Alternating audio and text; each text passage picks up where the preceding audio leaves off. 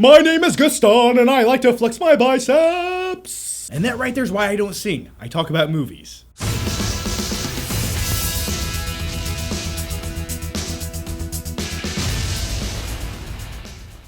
Hey there guys, how are you? So before we dive into the movie, does anyone else remember this live action adaptation of Beauty and the Beast? We will never, ever be apart.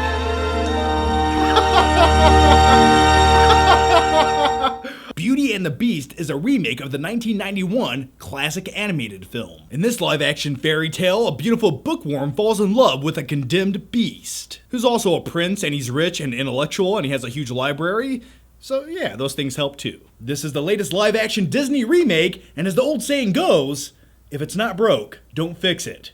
Or, if it's not broke, don't remake it? We've already gotten Cinderella, Maleficent, didn't like that very much, and a live-action Jungle Book movie, which I loved, by the way, and we're getting a live-action Lion King movie in a couple years. Everything the light touches is our kingdom. I can't wait. And as far as this live-action Beauty and the Beast movie goes, it more or less follows the exact formula that the 1991 movie laid out. And a little bit later, we'll talk about a few liberties that the live-action adaptation takes. This movie stars Emma Watson as Belle, Dan Stevens as the Beast in the Sheets, and Luke Evans as Gaston. Now, when it comes to Emma Watson, she's no stranger to doing fantasy adventure films with a love story. Yeah, have you guys seen these? They're called Harry Potter movies.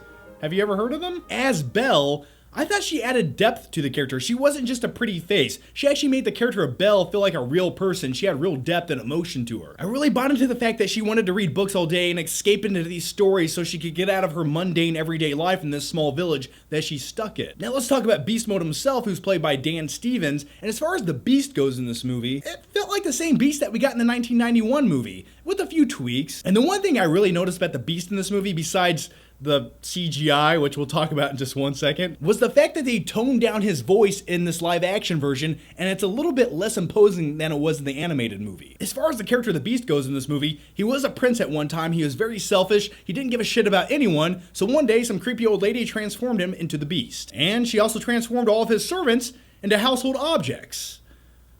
That's not very fair, is it? I mean, really think about that. You're hired to cook this guy's food. You're just a cook. That's all you're doing here. And the next thing you know, you're a piano. And just on a quick side note, when I was watching this movie in the theater, I got really deep into thought, thinking to myself, if I was transformed into a household object, what would I be and why? Anything besides a toilet would work for me. But yeah, what would you be down below? Let me know in the comments. Now let's talk about the CG of the Beast in this movie. At times, I thought the CG looked really good. I bought into it. There are a few scenes with Belle and the Beast up close face to face, and I was like, oh, that looks pretty good. But there are a few other scenes where the Beast, it almost looks like his CG isn't quite finished yet and polished. And as far as the CG of the Beast goes, I'm not quite sure how much motion capture work they did, but I compared this movie to other movies like Planet of the Apes or Dawn of the Apes and Avatar, and I didn't really feel like the CG version of the Beast in this movie was on par with those other movies.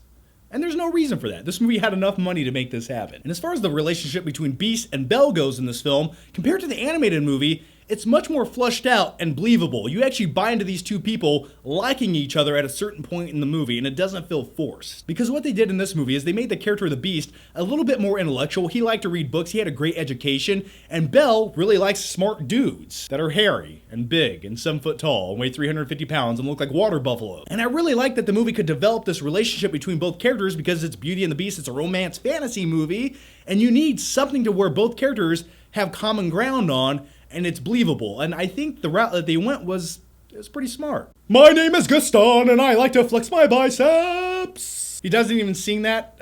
Kind of, sort of, does he? I don't know. Now let's talk about everyone's favorite douchebag, lovable, dickhead, asshole villain of the film, Gaston. And you know what? I feel like Gaston was just misunderstood. I'm just kidding. Gaston in this movie is the antagonist asswipe, and you love to hate Gaston. Now, much like the animated film, Gaston is essentially the same character that he was in that film, but he's played by Luke Evans, which, by the way, did a phenomenal job as Gaston in this movie. And for me, I found every single scene with Gaston very entertaining. It was some of the best moments throughout the entire movie. But the biggest difference with Gaston compared to the animated movie and the live action movie is, in the live action movie, he's way more villainous than he was in the animated version. And one other quick thing I noticed about Gaston in this movie compared to the animated movie, Gaston in this live action movie is almost more animated than he was in the animated movie. And I don't think that's a bad thing necessarily. Now let's talk about controversy! movie? Josh Gad in this movie plays Gaston's sidekick, LeFou. And since Disney made a big deal about announcing this, I thought I'd mention it in my review because I just know somebody's gonna leave it down below in the comments section anyway. LeFou is the first ever openly gay Disney character in a movie. And the big question is, does any of that matter?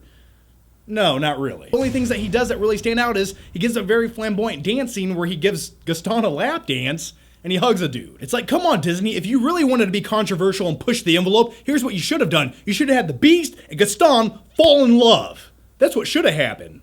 I'm just joking, but I'm just saying, if they really wanted to go for it, think about that. But as far as Josh Gad playing the character LeFou, I really thought it was funny. He had some of the best lines in the movie that made everyone laugh in the audience. So, him being gay, did it matter? Not really. It didn't impact anything. Now let's talk about the inanimate objects in this movie, which in my personal opinion are one of the funnest aspects about the original movie. At one point in this movie, there's a very dramatic scene with all these objects talking, and it almost made me sad. And whenever a movie can make me feel emotion with a candlestick and a clock, it's doing something right. Because when it comes to household objects and making me have those feels, well, I haven't felt that way since The Brave Little Toaster. Please go watch that and try not to cry.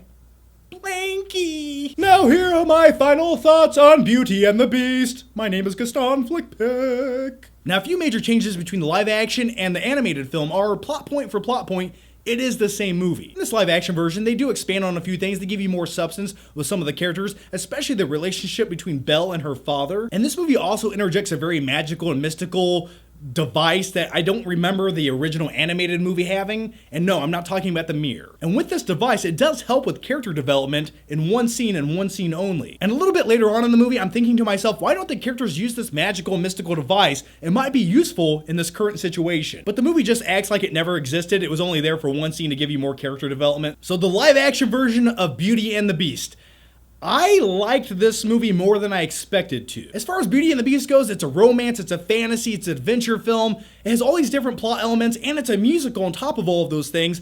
But I would say this, I actually think I'm more entertained by the live action version of this story than I was by the animated version. I'm going to give Beauty and the Beast, a B+. Okay guys, that's my take on Beauty and the Beast. Now let me know your thoughts down below if you've seen the movie, or what classic animated Disney movie would you like to see brought to live action? I want to see Sword in the Stone. I've said that the last 5 times I've asked that same question, but I want to see Sword in the Stone. And by the way, if you like my channel and you like Back to the Future, check out my awesome t-shirt. If you guys want a closer look at this, I'll put a link down below to my TeePublic store where you can pick one of these bad boys up. Just wearing it makes me feel like I'm driving 88 miles per hour. Anyway, guys, if you haven't already, please make sure you check out my last movie review for Kong Skull Island. And make sure you subscribe. That way, I can see you next time.